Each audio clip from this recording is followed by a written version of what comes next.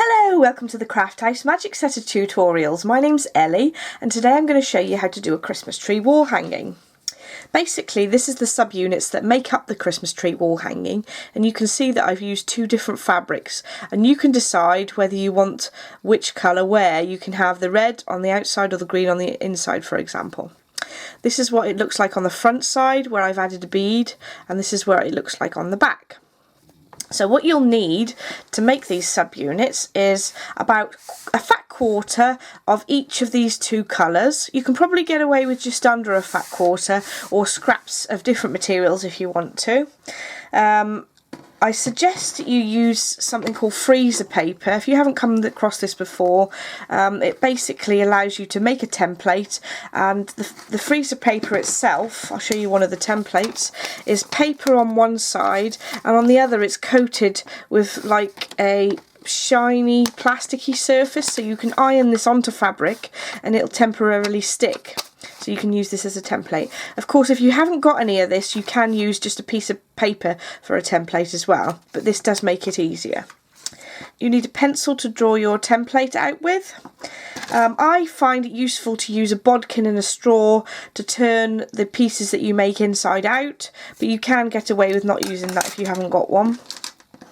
I am using a piece of rickrack for the little hang at the top of the Christmas tree, but you can use any ribbon or anything like that, anything you've got around. I'm going to use some little red beads for the centres of the pieces, and I have also like to use little bells once I've joined these pieces together. You can have bells hanging in the gaps that are created, so you can get hold of those as well. So once you've got all your bits and bobs together, and you'll need just standard sewing equipment like a needle and thread, etc. So in order to create a equilateral triangle like this, which is 5 inches, there are websites which can tell you how to draw your own equilateral triangles on the internet, or you can just Google equilateral triangle and it'll come up with a shape like this. So mine is 5 inches, so anything about that size will be fine. So I've then drawn in pencil on the freezer paper, on the paper side, triangles, and cut them out ready to iron onto your fabric. I then cut the fabric into 5-inch strips like this one, and then I iron the triangles onto the strips, and 5 inches for this 5-inch triangle here is enough to allow for a good seam allowance on either side as well. So you can actually line these up onto the fabric, making sure that there's at least a 1/4 inch for each of the triangles on here. So I'd make sure that there's at least 1/2 inch space between them, so you've got enough seam allowance.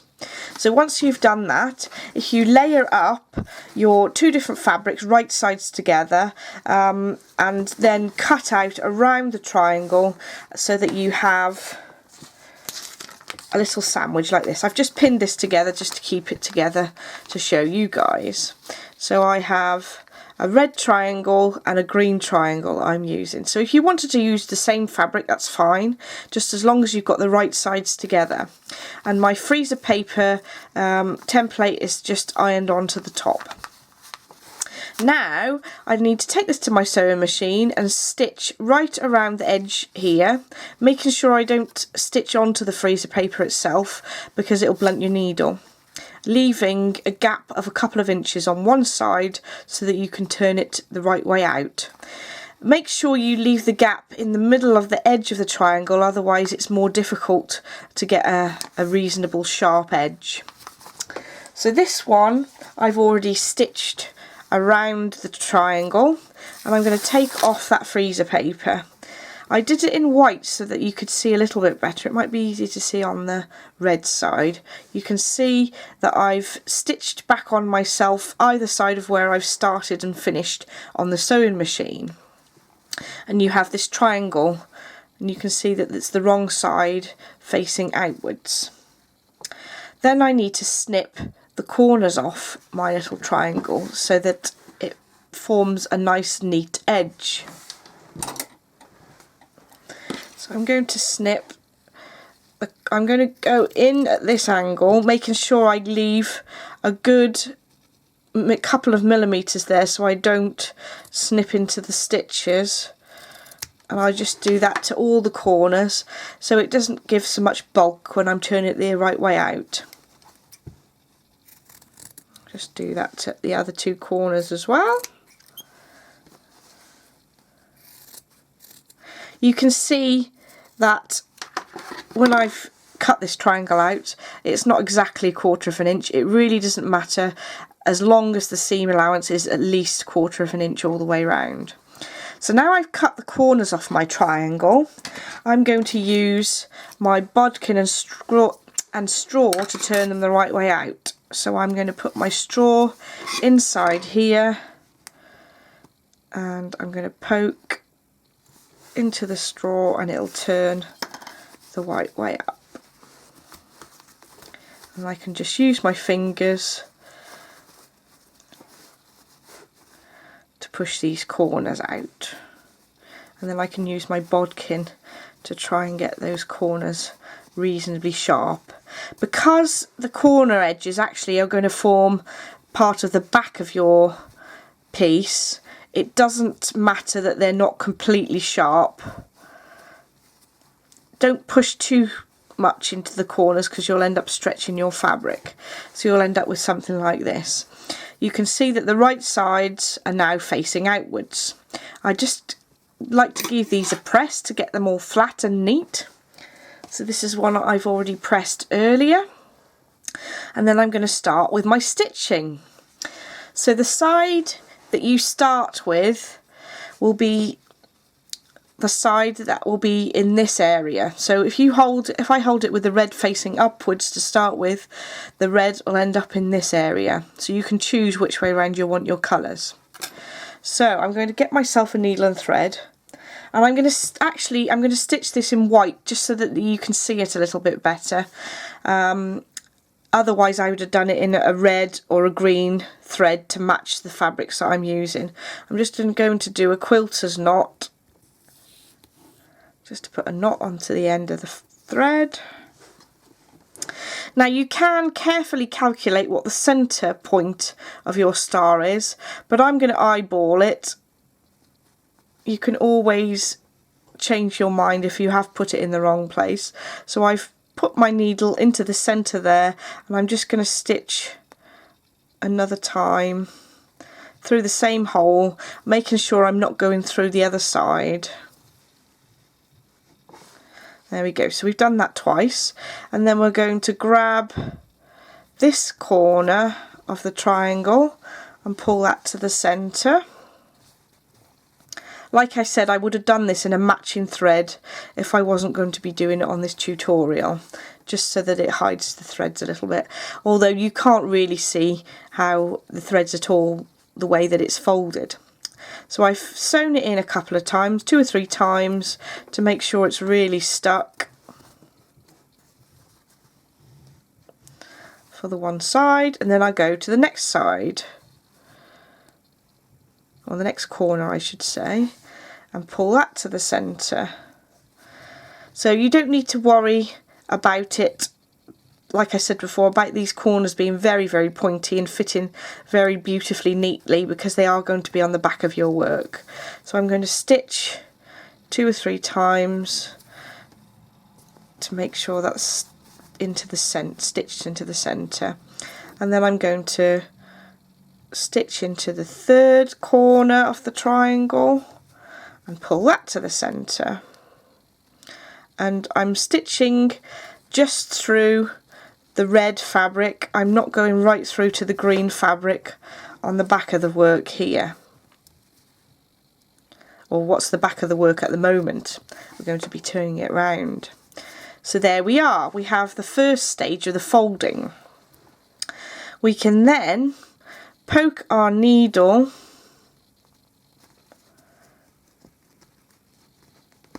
through to the other side of the work, and then we're going to be turning it over. See, this has come out not quite in the centre, so I'm going to just move the needle over a little bit. That won't hurt. There we go. So now we want to take the edges of the triangle and pull them inwards. Now you can see here I didn't actually sew up the edge here.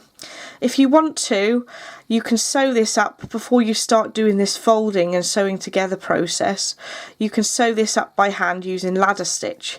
However, I found that actually it really doesn't show. This is because I've done so many. It really doesn't show if you just leave it, because you're going to sort of tether it at this point.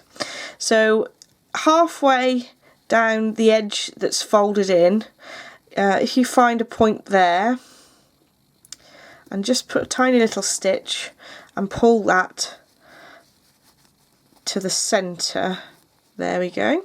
So I'll, like we did with the other side, I shall put a couple of stitches in there.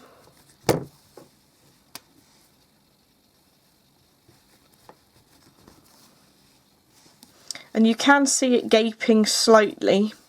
Oh, actually, now I folded it down, you can't really see that I haven't stitched this up completely. And then I go on to the next side and I go halfway along there. If you want to, if you're not comfortable with eyeballing halfway along the edge, if you actually measure halfway and just put a little mark there, that would be fine. And do a couple of stitches to secure this. Again, I'm only going through the green layer on this side. I'm not going right through to the back. It doesn't really matter at this point, but that's what I'm doing. And then the last side, I'm going to pull in halfway along that edge, put my needle through and pull that to the centre. It might need a little bit of a titivate with your fingers, but that's fine. And I'm going to stitch it another couple of times to make it secure in the centre. And that's nearly there. So if I was doing this in a matching thread, you wouldn't be able to see those stitches at all, hardly. Now I'm going to put, while I've got my needle still attached, I'm going to put a bead onto the front there, because it saves me having to thread another needle again. And it comes along much quicker that way. It's difficult to see through the viewfinder in the camera where my bead is. But there we go, I've just threaded it onto the thread, onto the needle and through it onto the thread, and then I'm going to make a stitch where I want it to stay, straighten up the bead, and then I'm just going to put another stitch through the bead so that it is secure. There, and I'm going to run the thread to the back of the work, straighten up that bead as I go, and as I said, if I used red thread I wouldn't be able to see this thread sticking out of the bead there. We've come to the back of the work, so now we want to tie off our threads. I will just create a stitch and put my needle through the stitch and carefully pull it tight, and do that a second time. You may need a thimble to put the needle through this thread because it gets a little bit thick. Once you've done that, you can then bury the needle. I find that it stops your ends from sticking out, and then cut it close there. So there we have your first little subunit. Now it depends on whether you get your stitching completely central into the triangle as to how even your triangle looks once it's finished. You can get away with it being not perfectly equal on each side, so I'll show you how to join these together. So we have 11 of these all together to make the little tree shape that you will see at the beginning and the end of the tutorial. Now, how do we assemble these? So we basically want 1 to be on the top row, 2 to be on the next row, 3 to be on the third row, and then we've got 4 to go on the fourth row, I can't get it in shot, so I'm just going to show you 3 rows. You could actually do a smaller one like this, or if you did another, so we've got 1, 2, 3, 4. If we did, you could also do 5 rows to make it a larger tree shape. So you get the idea of how they are assembled, and they're all beaded side up, and this is what your back will look like. So first of all, we need to join these 2 pieces. So I'm going to put these other pieces out of the way for now. So we want to join these 2 together here. So I've got a needle and thread with a knot on the end, and it's good because these have got these folded edges. You can bury your thread right in the corner of these and not worry too much about the end sticking out. So I had a knot in there, so that's firmly attached to the corner of this triangle. So you now want to do a ladder stitch between these 2 little pieces. So I'll take a small piece of thread, a small piece of material under the needle on this side, and pull it together. And actually just on the edges where they're joined together, I'll go back on myself to make sure that they're really tightly joined. So that edge is quite tightly joined now. I'm now going to do a ladder by taking, try and get a bit closer to the camera for you, a little bit of fabric from that side of the work, pull it together, a little bit of fabric from this side of the work,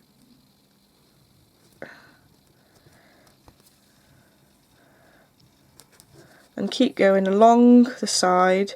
What I'm trying to do is make sure that this edge is lined up and this edge is lined up so that it looks nice and neat in the end.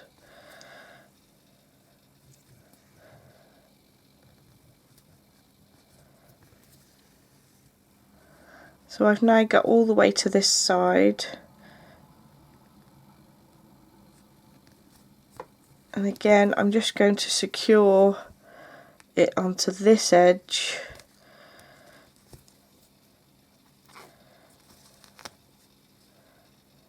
with a couple of stitches, and then I'm going to knot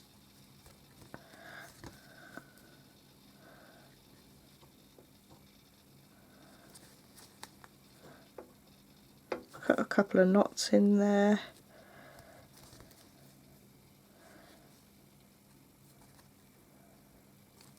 and bury my thread in the work. I'm going to snip that off, and there we are, we've joined our first 2 pieces together.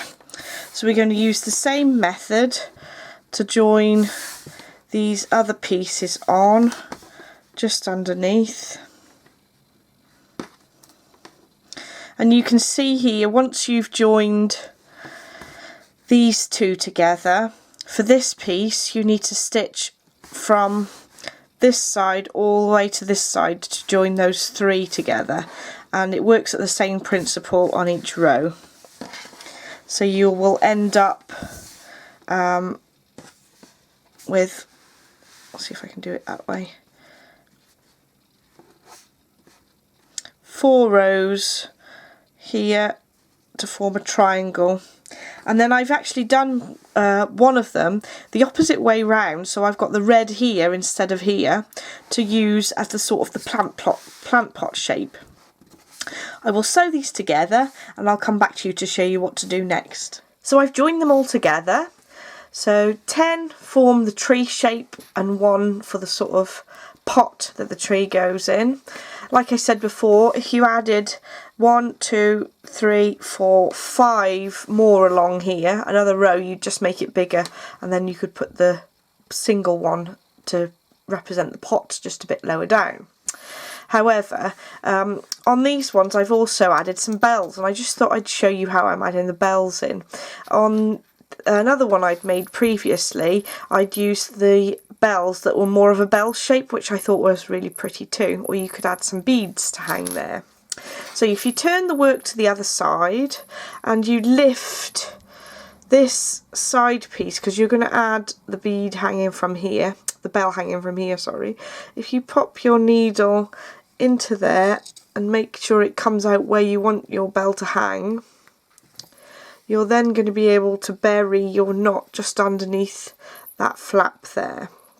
So this is where you want to put your bell. So, sorry, knocking the camera.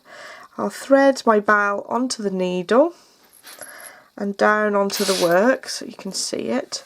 So if you put your needle to the right hand side and just hang your bell just where you want to put it, if you then keep this thread coming to the left and just pick up the thread that's just hanging, and it makes a knot just there just to keep it in place. And then if you go back into that bit of the triangle and come out just underneath the next flap, if that makes sense, and I pull it. Now be very careful that you don't stop this or pull it too hard, otherwise your bell will be higher than you want it to go. So I want my bell to be right in the middle of the gap. So I'm just going to pull this tension so this hangs right in the middle of the gap there. Then I'm going to lift this flap up again, and I'm just going to knot the yarn so that the knot will then sit underneath that flap. And if I bury my thread just inside there, I can then cut that thread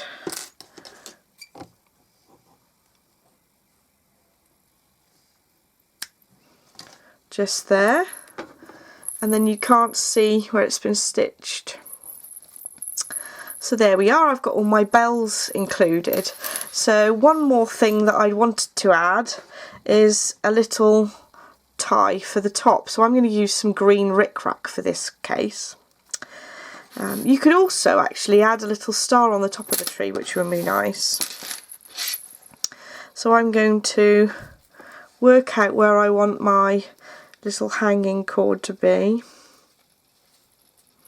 And then I'm going to get a needle and thread. I think I've already knotted this, yep. So I'm going to get a needle and thread, and I'm just going to over sew this onto the back of the work. I'm not going to worry too much about it being super neat. I just want it to be secure enough so that it will take the weight of the little Christmas tree.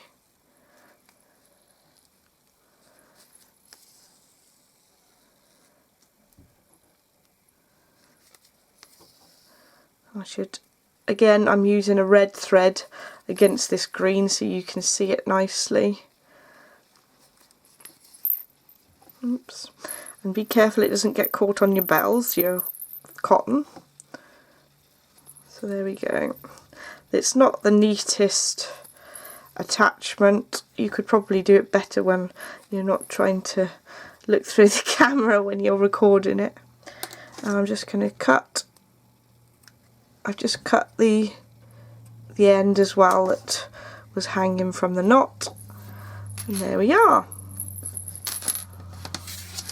So that's our Christmas tree.